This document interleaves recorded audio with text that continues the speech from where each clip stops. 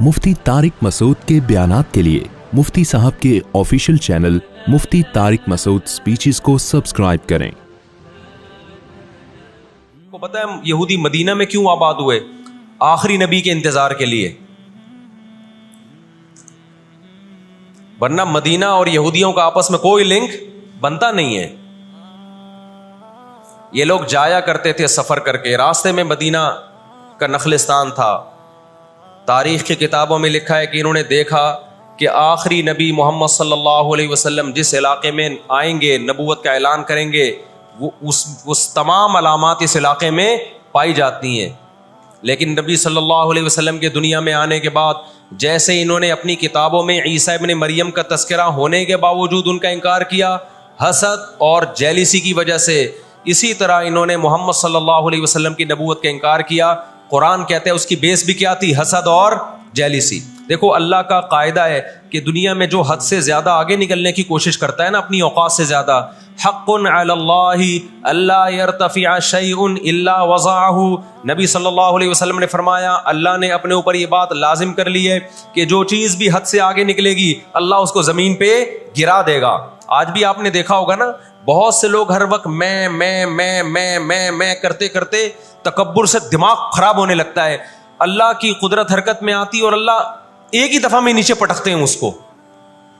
नबी सल्लल्लाहु अलैहि वसल्लम ने फरमाया, अल्लाह ताला कहते हैं, अल किब्रिया रिदाई, तकब्बुर मेरी चादर है, जो मुझसे उस चादर में शिरकत की और उलझने की कोशिश करेगा मैं उसको रुसवा कर दूंगा। यही 100% ये मामला अल्लाह ने यहूदियों के साथ किया है। ये लाडली कौम थी, अल्लाह ने इनमें बहुत सारे पैगंबर भेजे, मूसा कलीमुल्लाह भेजे, जिन्होंने इनको फिरौन के तसल्लुत से आज़ाद कराया। इतने सारे मोजज़े देखने के बाद जब इनको हुक्म हुआ अल्लाह की राह में जिहाद करो, तो इन्होंने क्या कहा? इज़हब अंता व रब्बुका फ़क़ातिला इन्ना हाहुना क़ाइदून। ए मूसा, तू और तेरा रब जाके लड़, हम यहीं बैठ के तमाशा देख रहे हैं। अल्लाह ने क्या किया है? इब्राहीम अलैहिस्सलाम के जो दो बेटे थे ना, एक इस्माइल और एक इसहाक, तो अल्लाह ने नबूवत कहां शिफ्ट कर दी? इस्माइल अलैहिस्सलाम की औलाद में, कि अब जो आखिरी पैगंबर आएगा वो इसहाक अलैहिस्सलाम की औलाद में नहीं होगा, वो बनी इसराइल में से नहीं होगा। इसराइल याकूब अलैहिस्सलाम का लक़ब है, याकूब अलैहिस्सलाम की औलाद में नहीं होगा। वो किसकी औलाद में होगा? इस्माइल अलैहिस्सलाम। इनके अंदर दो बीमारियां, एक हसद कि फला को नेमत क्यों मिल रही है, और एक दुनिया से मोहब्बत। कुरान कहता है, यवद्दु अहदुहुम लौ युअम्मरु अल्फ सना। इनमें से हर शख्स चाहता है कि कम से कम उसकी उम्र कितनी होनी चाहिए? 1000 साल। और मुसलमान दुनिया से मोहब्बत नहीं करता। तो आप बताओ, दो ऐसी कौमों का मुकाबला हो कि एक जिंदा रहने के लिए लड़ रही हो और एक मौत के लिए लड़ रही हो, तो फतह किसको मिलेगी? जो मौत के लिए लड़ता है।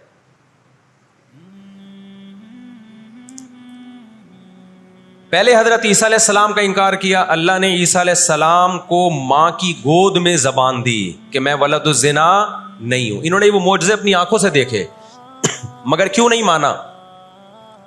इसलिए कि अपनी चौधराहट जा रही थी।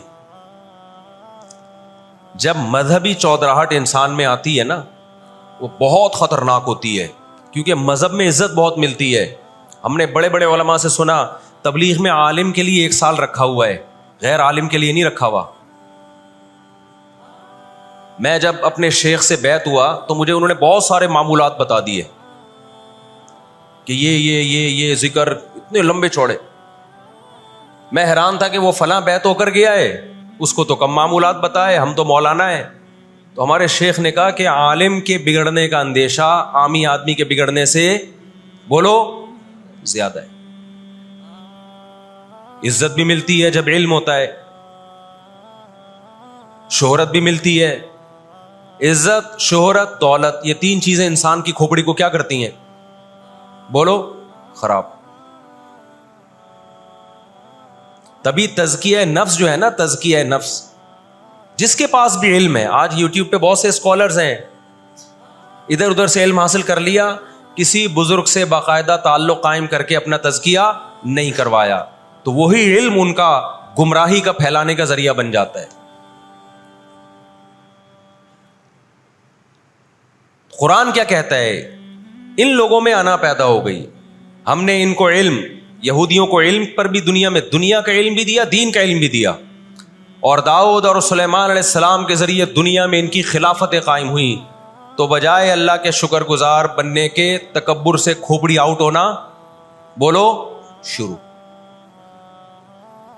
اللہ سے کوئی نہیں لڑ سکتا۔ جب تکبر آئے گا آپ کے اندر، بجائے اس کے کہ آپ اللہ کا شکر ادا کرو، بہت بڑے حصے پر یہودیوں نے حکومت کی ہے،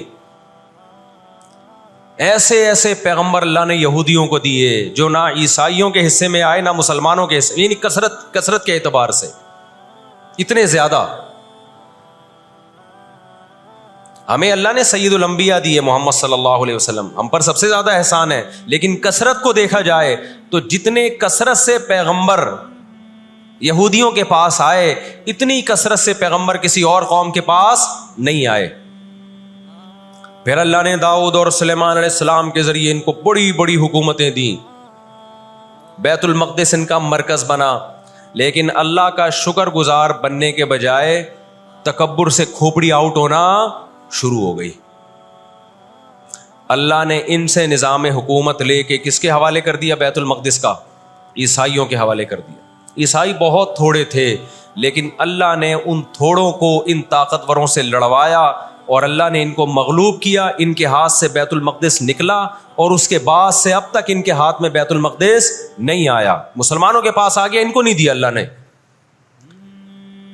18ویں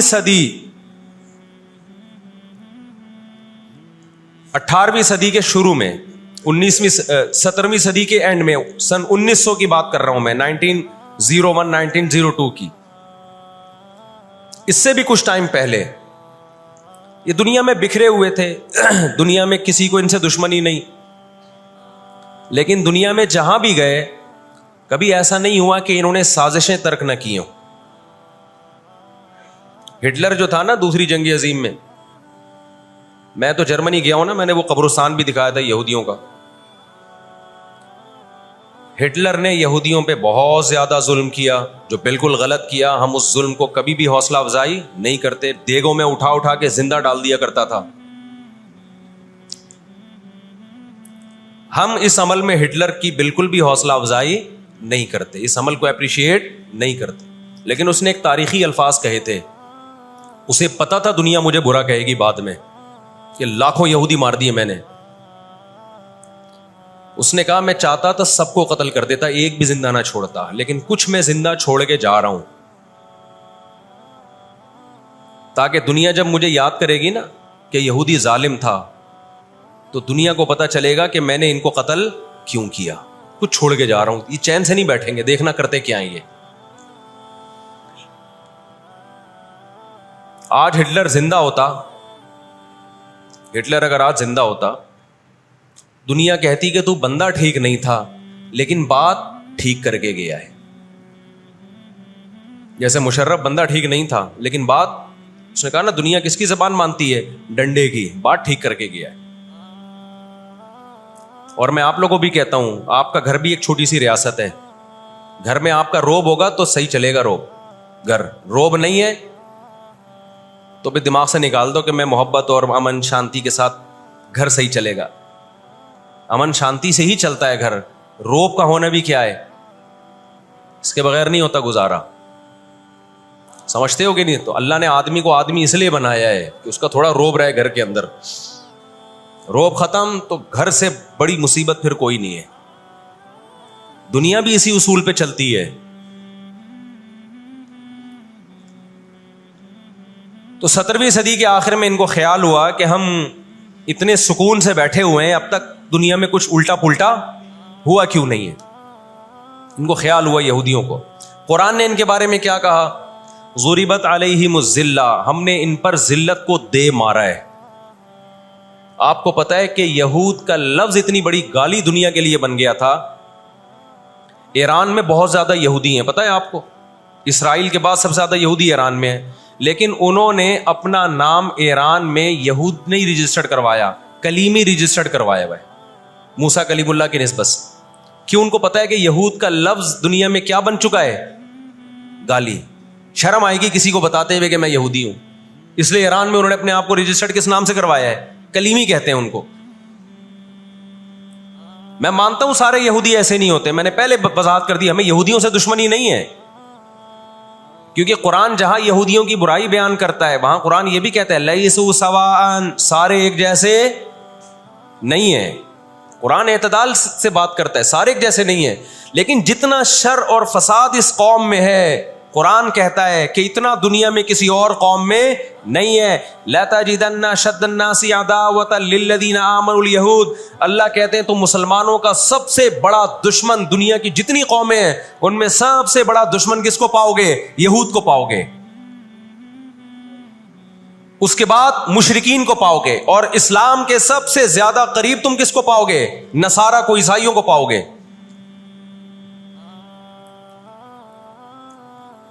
تو ان کو بہت عرصے سے, صدیوں سے کچھ دنیا میں ہوا نہیں تھا, تو ان کو بیٹھے بیٹھے پریشانی ہونا شروع ہو گئی.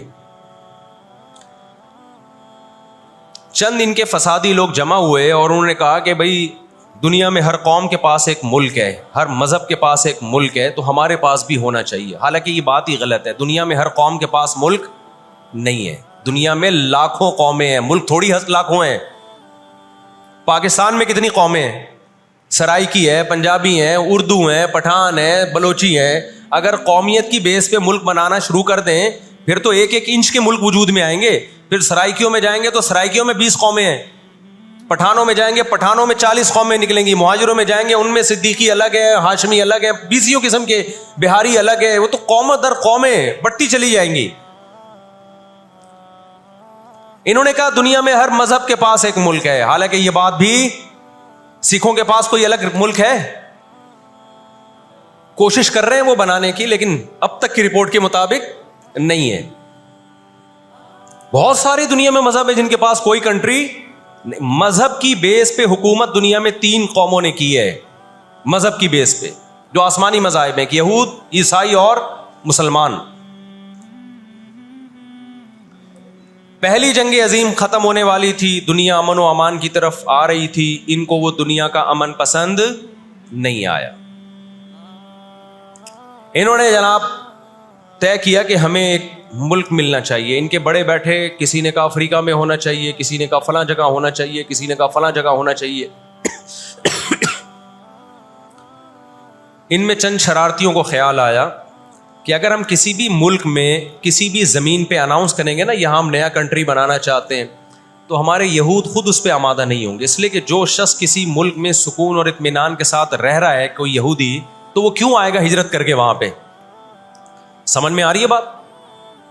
بھائی آپ کسی کنٹری میں امن اور سکون کے ساتھ ہو, اعلان ہوتا ہے ان لوگوں کے لیے وہاں الگ ملک بن رہا ہے, تو آپ کہو گے مجھے جانے کی کیا ضرورت ہے جب میں یہاں سکون اطمینان سے ہوں, مجھے تمام حقوق حاصل ہیں. یہودیوں کو پوری دنیا میں ہر قسم کے حقوق حاصل تھے, اور سب سے زیادہ یہودیوں کے ساتھ اچھا سلوک مسلمان خلفاء نے کیا ہے. یہودی خود اس کے معترف ہیں کہ مسلمانوں کی اور ہماری جنگیں وہ بنو قریظہ اور بنو نذیر کے بعد, وہ جو مدینہ کے دور میں, اس کے بعد کبھی بھی نہیں ہوئی ہیں. مسلمانوں کی لڑائیاں یا تو اہل فارس سے ہوئی ہیں, ایران جو پہلے کا ایران تھا, یا عیسائیوں سے ہوئی ہیں, یہودیوں سے جھڑپیں نہیں ہوئی ہیں. تو ان کو خیال ہوا بیٹھے بیٹھے کہ ہمیں الگ ریاست چاہیے. مختلف جگہوں کا سلیکشن ہوا, سب ریجیکٹ ہو گیا. تو صہیونیوں کو خیال آیا کہ اگر ہم بیت المقدس کا نعرہ لگاتے ہیں کہ ہمیں بیت المقدس دوبارہ چاہیے, یہ ہمارے آباء و اجداد کا وطن ہے, تو الگ ریاست کا منجن بہترین طریقے سے بک سکتا ہے. مذہبی لوگ جہاں لوگوں کو صحیح گائیڈ کرتے ہیں, خوب سمجھ لو مذہب کے نام کا منجن بھی مذہب میں ہی بکتا ہے. آج بھی ایسا ہو رہا ہے. بہت سی مذہبی تحریکیں لیبل کس کا لگا رہی ہوتی ہیں؟ اسلام میں بھی ایسا ہی ہے. جہاں اسلام میں آپ کو اچھی تحریکیں ملیں گی, وہاں ایسی تحریکیں بھی ملیں گی کہ لیبل کس کا لگایا جا رہا ہوتا ہے؟ مذہب کا, اور مقصد اس کے پیچھے دنیاوی مفاد ہوتے ہیں. اس کو سمجھنے کی ضرورت ہے. ہمارے یہاں جہاں بھی نعرہ لگ جائے نا مذہب کا, تو لوگ سارے گدھے گھوڑوں کی طرح اکٹھے ہو جاتے ہیں.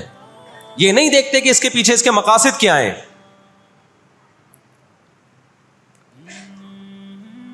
تو تو نعرہ یہ لگایا گیا, اللہ کرے میں جلدی سے مختصر ہسٹری سمیٹ دوں پھر آپ کے سامنے بات رکھوں. نعرہ یہ لگایا گیا کہ چونکہ بیت المقدس ہمارا تھا, یعقوب علیہ السلام, یوسف علیہ السلام, موسیٰ علیہ السلام اور جتنے پیغمبر گزرے, یحییٰ علیہ السلام, زکریا علیہ السلام, ان سب کا مرکز کون سی جگہ ہے؟ ارض مقدس فلسطین.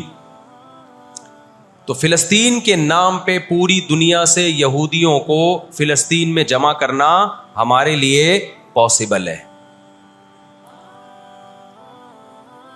مگر یہودی بکھرے ہوئے تھے, ان کے پاس اتنی طاقت نہیں تھی. 2 سازشیں انہوں نے کی ہیں. نمبر 1, تجارت اپنے کنٹرول میں لو. قرآن کہتا ہے وَأَخْذِهِمُ الرِّبَا وَقَدْ نُهُوا عَنْهُ, اللہ نے ان پر سود لینے پر پابندی لگائی تھی. انہوں نے دنیا کو سود کے نظام میں لپیٹ دیا. پوری دنیا کی دولت مرتکز ہو کے کس کے پاس آنے لگی؟ یہودیوں کے پاس. مذہبی ریاست بنائی جا رہی ہے. اس کی مثال ایسے ہے جیسے ہم مسجد بنا رہے ہیں اور بندوق ہاتھ میں لے کے لوگوں کو ڈکیتیاں کر کے پیسہ لاؤ, جتنا پیسہ بنے گا, جتنا پیسہ اکٹھا ہوگا ہم اس سے کیا بنائیں گے؟ مسجد بنائیں گے. تو اس سے صاف پتہ چل جائے گا بھائی تیرا مقصد مسجد بنانا نہیں ہے, مسجد کے نام پہ منجن بیچنا ہے. سمجھ میں آ رہی ہے بات کہ نہیں آ رہی؟ لیبل مسجد کا لگ رہا ہے, اس کے پیچھے, کیونکہ جو مسجد جو بنانا چاہتا ہے وہ کبھی بھی حرام پیسے سے مسجد نہیں بنائے گا. تورات میں آج تک سود کی حرمت موجود ہے. تو قرآن نے بیان کیا کہ ان کو ہم نے سود لینے سے منع کیا, لیکن انہوں نے سود لینا شروع کر دیا. بڑے بڑے بینک آج کس کے پاس ہیں؟ ان کے تانے بانے سارے کس سے جا کے ملتے ہیں؟ یہودیوں سے. بیٹھے بیٹھے پیسہ جمع کرنا شروع کیا. تبھی تو میں کہتا ہوں یہ جو بڑے بڑے جنرل اسٹور بنے ہوئے ہیں نا, مال بنے ہوئے ہیں, جو بینکوں سے سودی قرضہ لے کے کروڑوں روپے پھونک دیتے ہیں, اس کے بجائے نا اپنے ان غریب دکانداروں کے پاس جایا کرو جو اپنے باپ کی کمائی سے, وراثت کے پیسوں سے دکان بنا کے بیٹھے ہوئے ہیں. یہ جو سودی نظام ہے نا, سودی نظام, اس سے دنیا کی دولت مرتکز ہو کے چند ہاتھوں میں جاتی ہے. پھر وہ چند ہاتھ ہی آپ کے باپ بن کے بیٹھتے ہیں دنیا میں. جب سے یہ بڑے بڑے اسٹورز بننا شروع ہوئے ہیں, مال بننا شروع ہوئے ہیں, یہ چھوٹے موٹے دکانداروں کی جو حلال کی آمدن تھی, ان کی جو بینکوں سے قرضے نہیں تھے, جو دادے پردادے سے محنت کر کے آ رہے تھے اور اب اتنا جمع کیا کہ ایک دکان بنا لیں, وہ سارے ایک طرف رہ گئے. اور ایک سرمایہ دار اٹھتا ہے بینکوں سے اربوں روپے کا قرضہ لے کے ایک بہت بڑی بلڈنگ بنا دیتا ہے اور بیٹھ کے نوٹ چھاپتا ہے. وہ یہ کون سا ان کی خون پسینے کی کمائی ہوتی ہے؟ تو اس عذاب میں دنیا کو کس نے دھکیلا؟ سودی نظام میں. بولو, یہودی نے دھکیلا ہے. ان کے شاطر دماغ نے کام کیا کہ پوری دنیا کی معیشت کس کے کنٹرول میں لے کر آؤ؟ اپنے کنٹرول میں. آج اگر حاجی, ہم یہاں سے حج کرنے جاتے ہیں نا, میں نے ایک دفعہ سعودی عرب میں کسی سے پوچھا کہ یہودیوں کو یہ کھٹکتا نہیں ہے, اتنے لاکھ لوگ آ رہے ہیں, 40 لاکھ 50 لاکھ لوگ حج کر کے جا رہے ہیں, ان کو کھٹکتا نہیں ہوگا اتنی اللہ نے مسلمانوں کو عزت دی؟ انہوں نے کہا ان کو نہیں کھٹکتا, یہ چاہتے ہیں کہ 40 لاکھ کے بجائے 80 لاکھ لوگ حج کیا کریں. وجہ اس کی ہے کہ وہاں سارا مال ان کی کمپنیوں کا بکتا ہے. میں سمجھا پا رہا ہوں اپنی بات؟ ساری پروڈکٹ کس کی بکتی ہیں؟ منجن انہی کا بک رہا ہے وہاں بھی. تو چاہتے ہیں 40 لاکھ کے بجائے کتنے لاکھ حج کیا کریں؟ 80 لاکھ حج کیا کریں. اللہ میاں نے حج کا جہاں تذکرہ کیا نا, وہاں تجارت کا بھی تذکرہ کیا ہے. لیس علیکم جناح ان تبتغوا فضلا من ربکم. مسلمان جب حج کرنے جاتے تھے تو تجارت بھی کرتے تھے, کیونکہ پوری دنیا سے مسلمان آ رہے ہیں. ایک ملک میں ایک چیز سستی ہے, دوسرے ملک میں وہ مہنگی ہے, تو اس ملک والا یہ سستی چیز لے گیا, یہ والا یہ سستی چیز لے گیا, دونوں پارٹیوں کو پیسہ مل رہا ہے, حج بھی ہو رہا ہے, پیسہ بھی مل رہا ہے. صحابہ کو خیال آیا کہ یہ تو ہم حج کرنے جا رہے ہیں, اس میں ہم بزنس بھی اگر کرتے ہیں تو ہمارے تو حج کا اجر ضائع ہو جائے گا. اللہ نے فرمایا نا نا نا نا نا, اگر تم حج کے ساتھ تجارت بھی کرو گے, تجارت کا فائدہ بھی ملے گا اور حج کا بھی پورا ثواب ملے گا تمہیں. کیوں؟ اللہ چاہتے تھے کہ حج کے ذریعے معیشت بھی مسلمانوں کی مضبوط ہو. اللہ تھوڑی مسلمانوں کو کمزور دیکھنا چاہتے ہیں.